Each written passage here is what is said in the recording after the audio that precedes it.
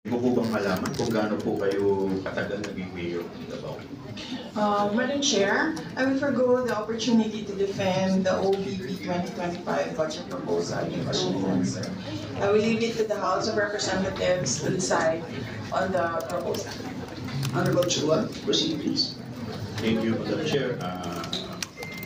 Since hindi naman po ito sinasagot, I will just continue with my line of questioning para lang po may pasok po sa record po.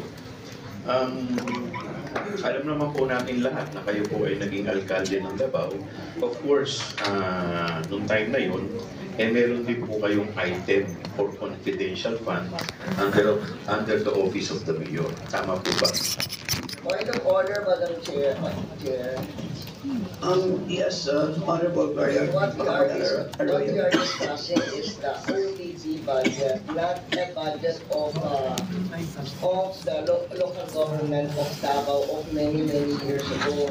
And while I have the microphone, I just want to make a manifestation that Your Honor, you said that allocation includes utilization. If that were the case, everybody would be examining everybody's 2023, 2022, 2021 budget. And Madam Chair, I have been attending so many budget meetings. Nobody ever discusses something earlier than 2024. Madam Chair, if I may, Madam Chair, I will not ask naman the confidential budget of the city of Davao. Yes, I was about to say that. Yes, yes, your point of order is well taken, ma'am. We will not discuss the budget of... Yes, I will not, hindi ko po tatanungin po yun.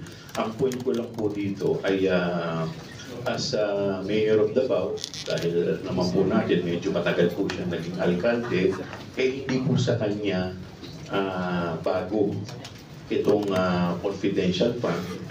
And in fact, ito po ay kumbaga normal na po dahil lahat naman po ng alkalde meron naman pong confidential fund.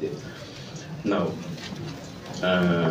susunod ko pong tanong, Madam Chair, is napansin ko po dito sa liquidation report dated January 10, 2023.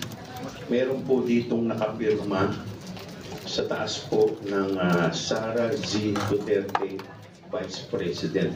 Ito po tanongin ng ating Vice Presidente kung ito po ba ay kanyang pirma. Sa liquidation report po ng January 10, 2023, serial number 2022-12-152. Madam Vice Madam President. Chair, on the issue of confidential funds, we have received audit actions regarding the confidential funds of the Office of the Vice President. We have submitted our responses and we assure our full cooperation with the ongoing audit. Madam Chair, again, sinasabi ko na walang confidential funds sa 2025 budget proposal and all the questions are about confidential funds except for one, which was about the recipient of OBP projects. Honorable Chua, please proceed. Well, totoo po yung sinasabi po ng ating Vice Presidente. Subalit, ngayon lamang po natin nakita to. At ngayon lamang po natin nakita kung ano po yung laman ng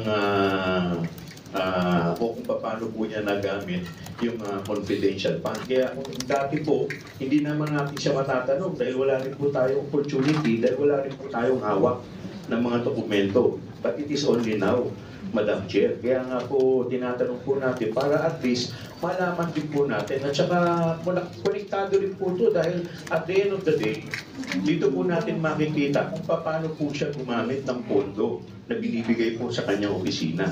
May I proceed now, Madam Chair? Thank you, Madam Chair. Meron din po ditong naka-attach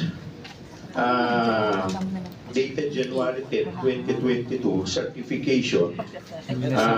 Sa baba po dito, nakalagay po dito, attested, Sara Z. Duterte, Vice President, at sa taas po nun merong po pirma.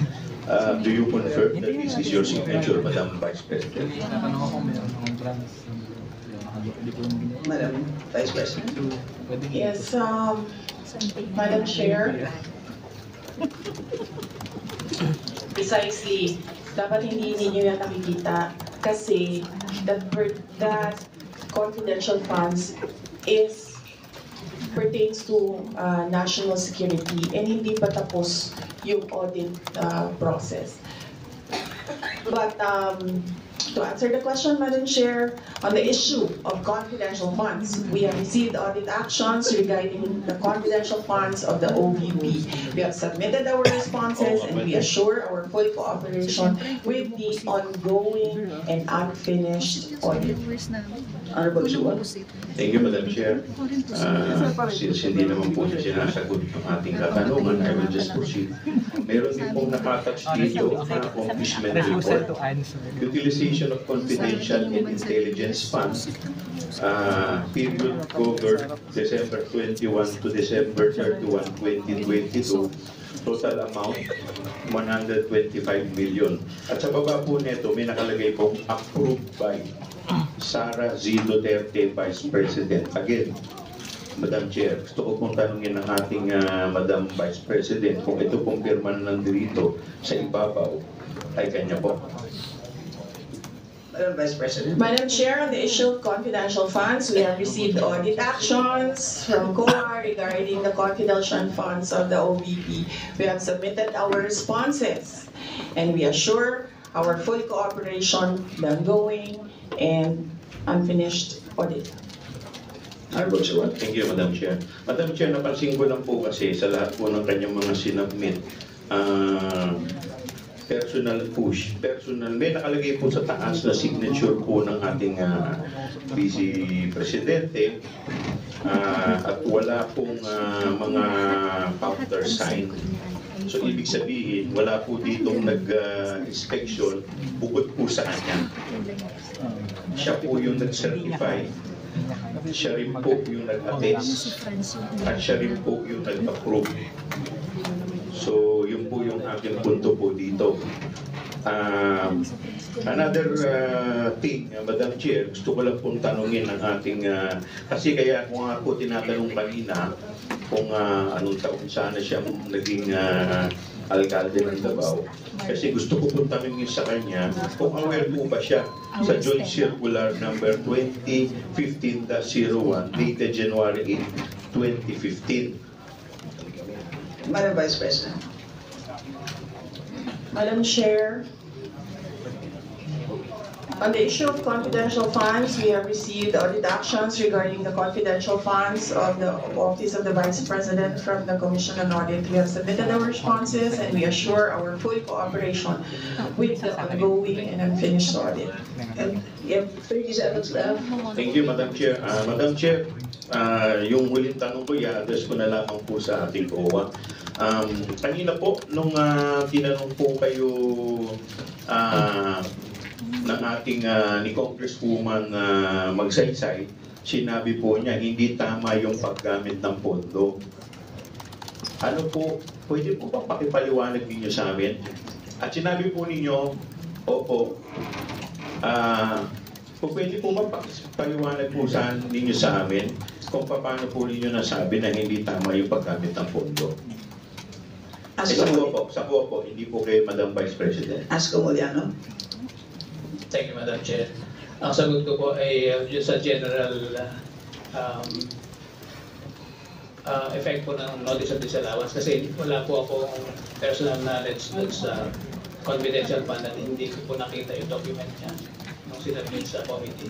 Dahil iba po yung unit na nag-audit niya. So doon po sa hindi tamang Last question. Last question po, yes.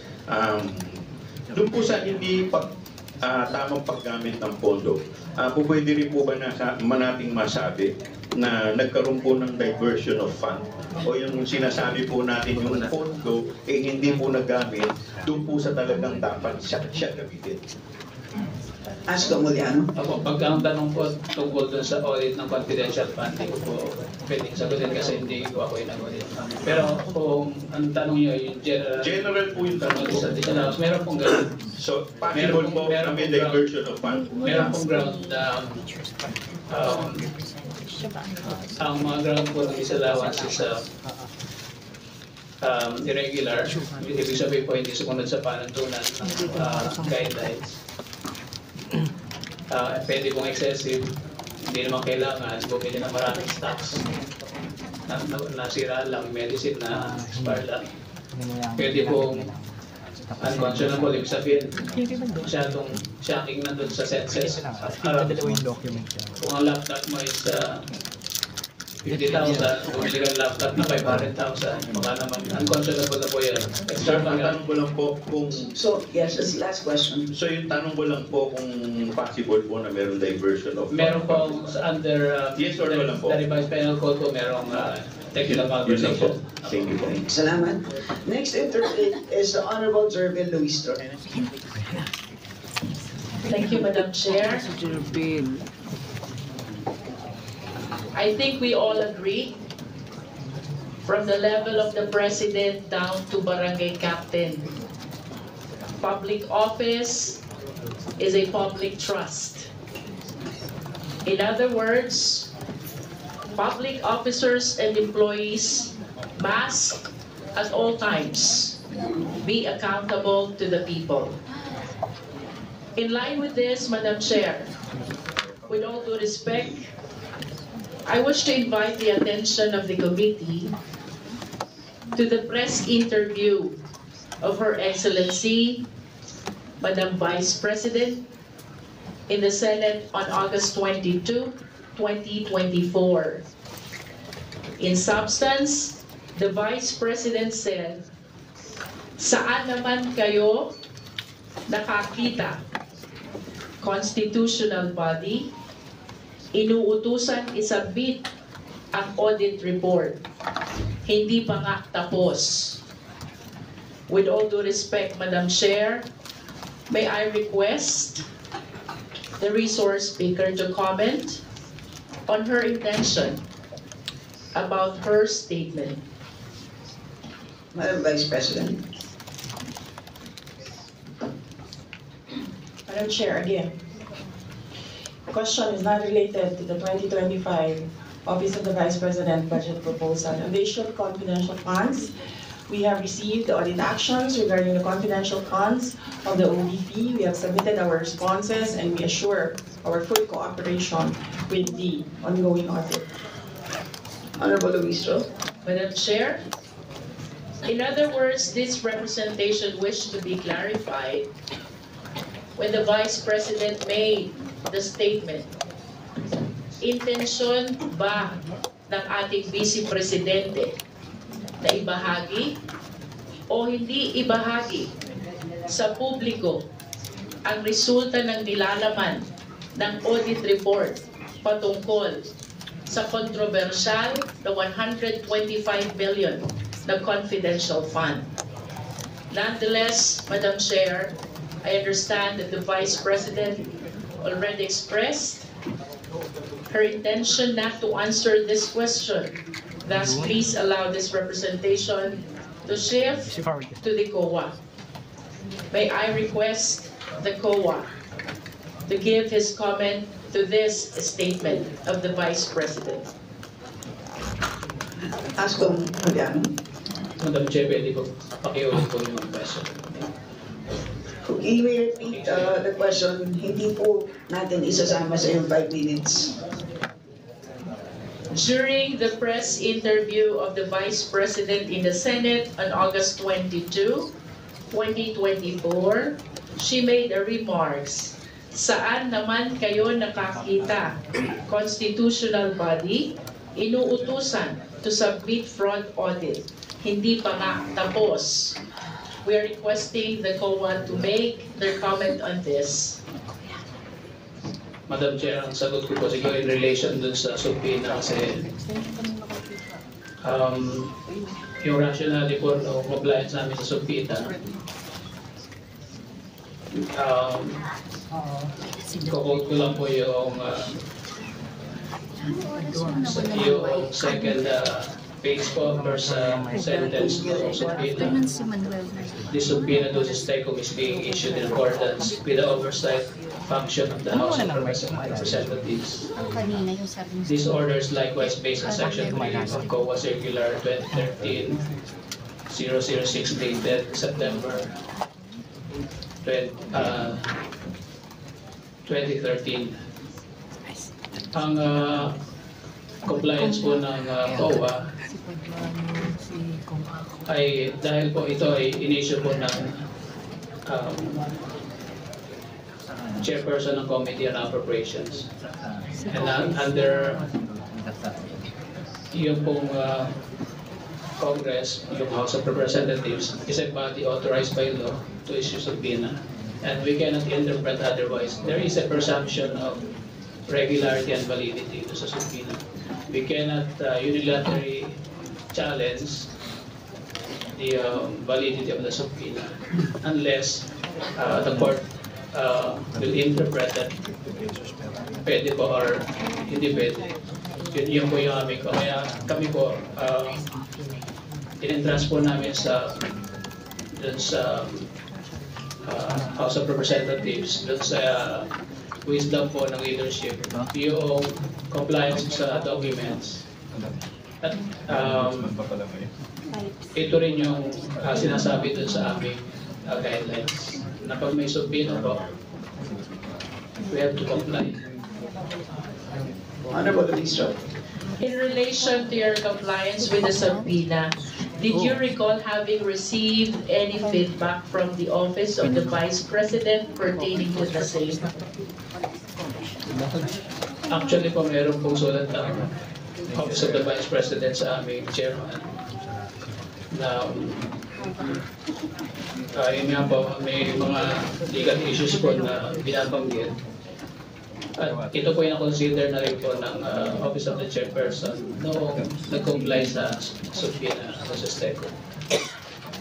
Madam Chair, with that manifestation of the COA, may I request that the committee be provided with a copy of the letter? And having said so, Madam Chair, may I request for a suspension of the briefing? Meeting suspended.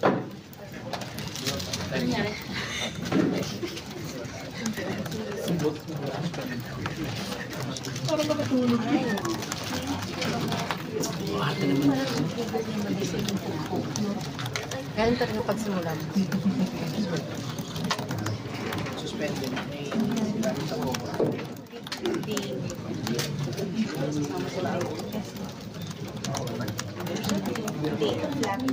Ayaw niya pagsama. Babalik na sa nawawang utility.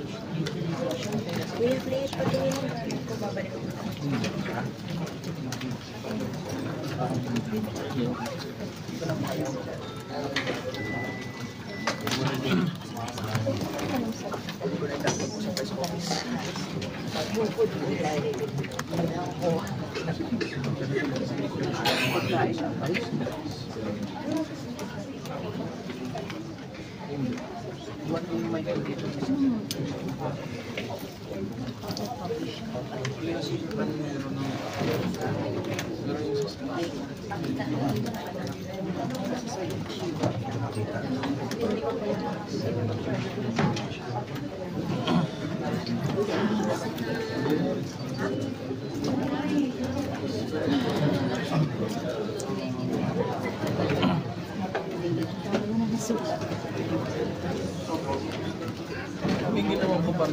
Ginawa ko hindi siya nabili ng part.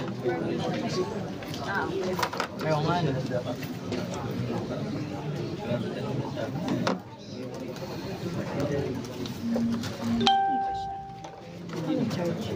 Pero po sa last year kasi sa akin ko nag-room siya.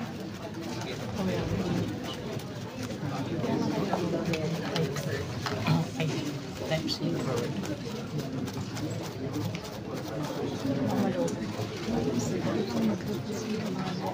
Ilang percent ka lang?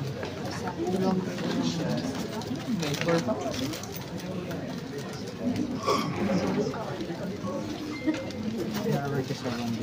Anong buhay pa lang? Anong buhay mo sa Ang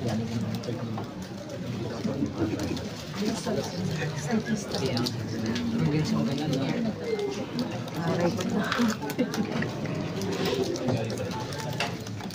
Wow, pangkunta.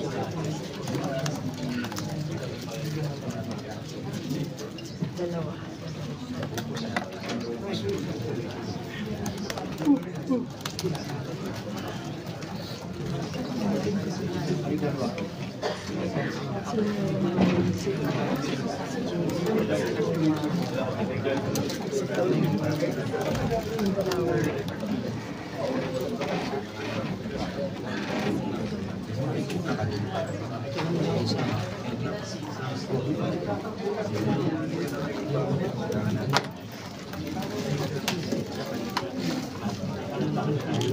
SGB Mento.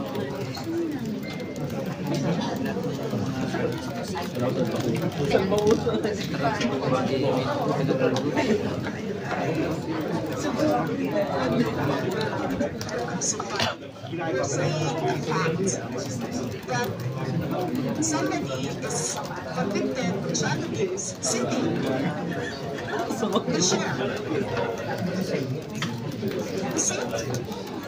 Somebody is convicted of child abuse sitting the chair. And then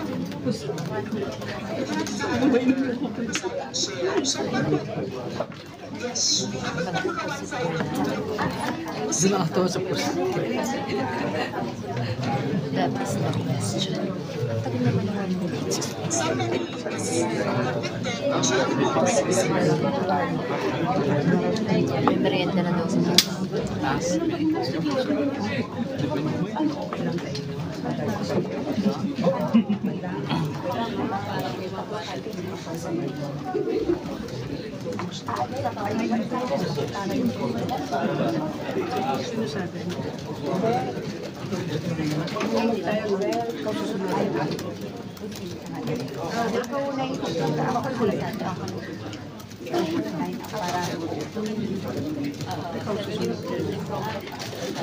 Dahil mo na yung story sa Kibulay sa Ano?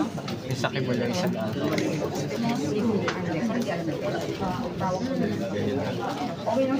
Hindi pa nasa big play na ako. Nasa disease. Hindi pa nasa big play. May ako nasa big play. Sika pa natulog. May we know, Madam Chair, about the status of the letter?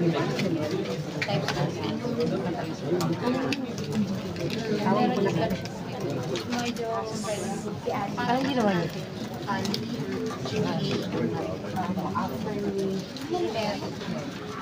Makalapit.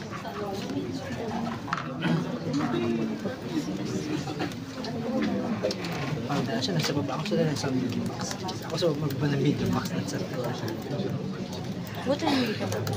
okay. Hindi mo lang kahigpit. Sakto lang.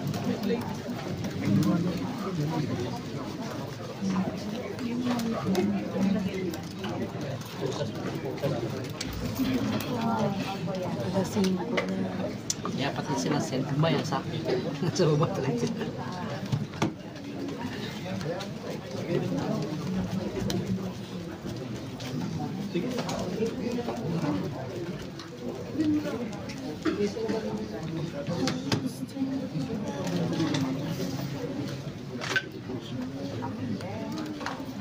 Tapos yung Lasara, yung pinila na kariyari niya yung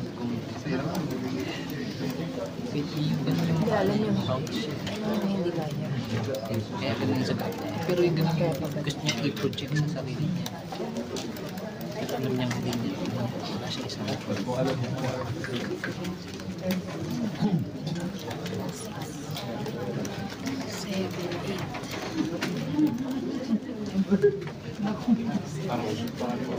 Una yung kaya. Tama ba bukas yung plan ko? Nag-request na ako ng mga entry permits para dun sa staff na.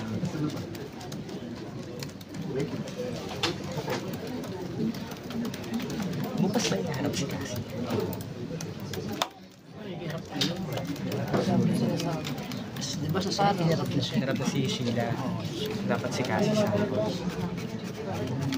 Si Cassie ang nakakaalam ng litrato. Pero ayaw niya labas na siya. Iharap mo kasi ka. Bukas. Doon lang daw siya nagkita sa ito. Siyempre nag-usap pa sila, doon lang magkikita. Buong araw na naman yun. Diba? Ayaw niya nga. Yung pan ka bukas mo. Grabe yung nakaraan. Last 9 na tapos.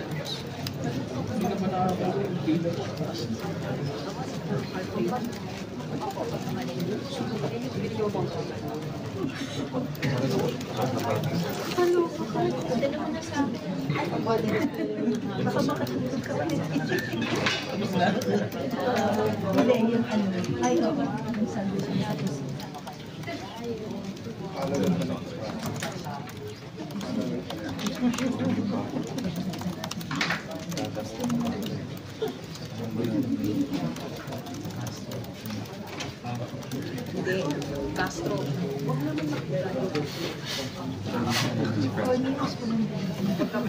Meron pang ano yun, meron pang pinta ng gusto. The budget briefing is hereby resumed. Uy, uwi na tayo. Honorable Luis Strub. Hinantok na ako. Madam Chair, without going to the letters of this communication, Could you please first manifest what you have in your possession? with me is a copy of the letter of the Office of the Vice President, signed by Attorney Zuleka T. Lopez, Undersecretary and Chief of Staff, addressed to Honorable Gamaliel A. Cordoba, Chairperson, Commission on Audit, Quezon City. This is dated August 21, 2024. Madam Chair, this is composed of 4 pages. And I lament that I do not have material time to go over this letter by the letters. Nonetheless, I wish to manifest that the substance of this letter is an opposition to the subpoena that was issued by Congress. If I may read, we are of the position that the subject subpoena should not be complied for the following reasons. If I may continue, Madam Chair. Yes, please proceed. Among the issues that were raised, one is the violation of the principle of separation of power. Second is violation to due process. And third is the confidential nature of the fund. Madam Chair, I wish to manifest my comment to the issues that were raised in this letter. First, the principle of separation of power is not absolute. This is subject to exception. As a matter of fact, we call it the system of check and balances.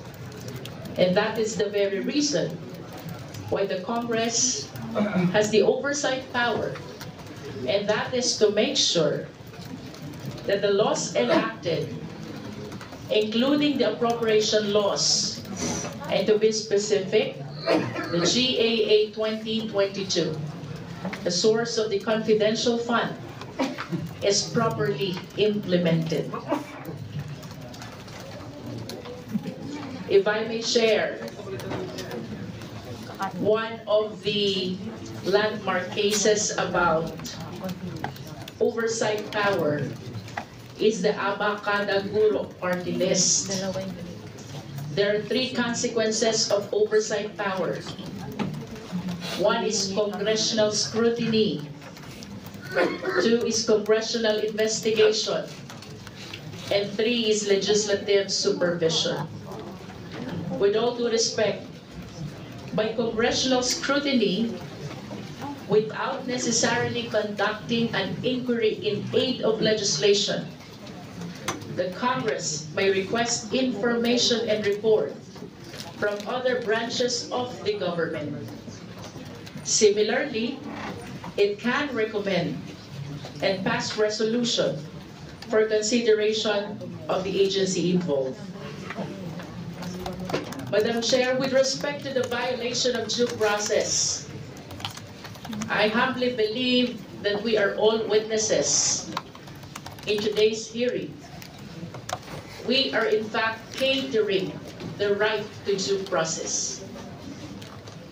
A number of the esteemed members of the House propounded questions already, but our Vice President maintained his position not to address the question concerning confidential fund.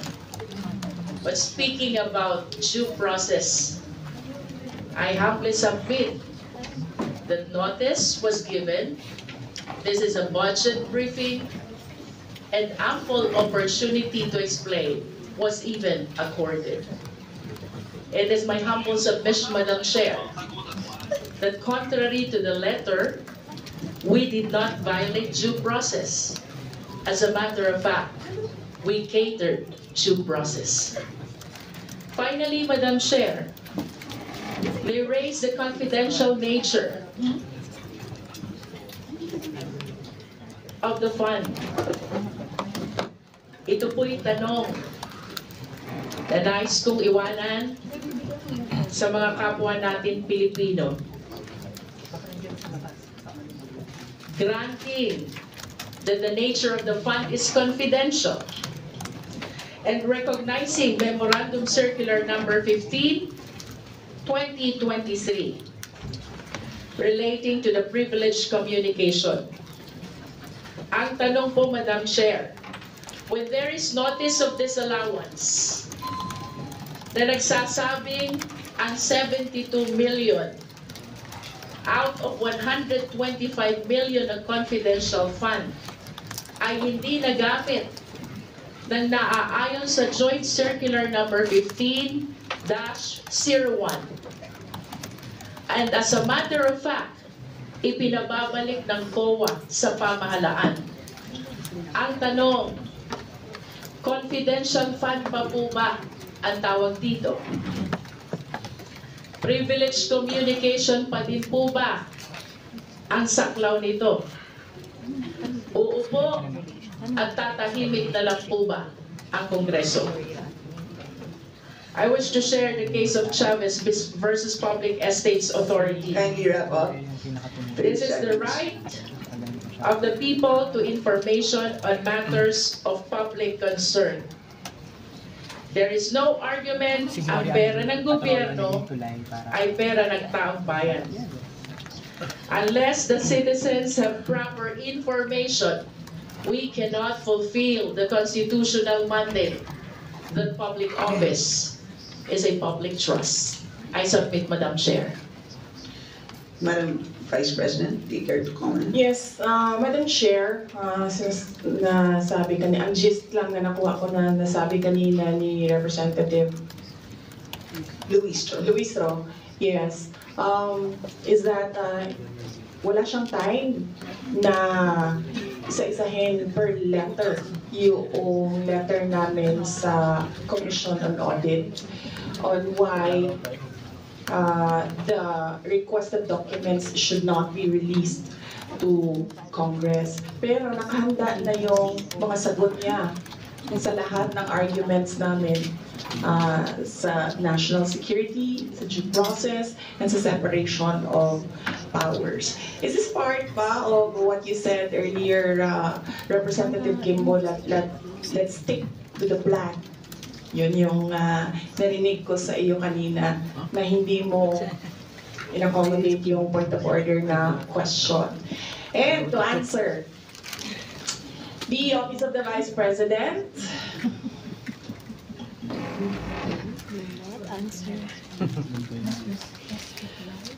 On the issue of confidential funds, we have received audit actions regarding confidential funds of the OVP. We have submitted our responses and we assure our full cooperation with the ongoing and unfinished audit.